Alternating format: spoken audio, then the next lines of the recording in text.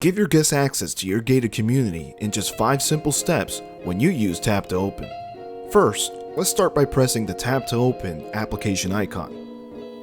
Let's go ahead and press the Add New Invitation button.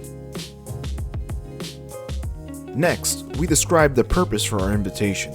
Here, I'll put dinner party at my house. Press Next.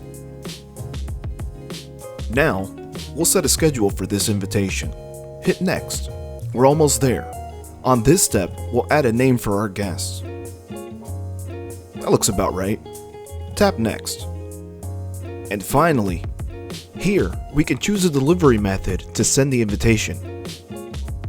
We can send an invite via email, text message, Facebook, or we can copy and paste it to another preferred form of messaging.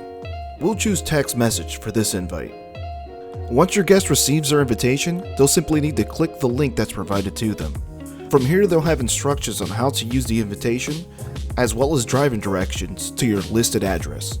Once your guest has arrived, they'll just have to press the button that turns green to open the gate and access your community.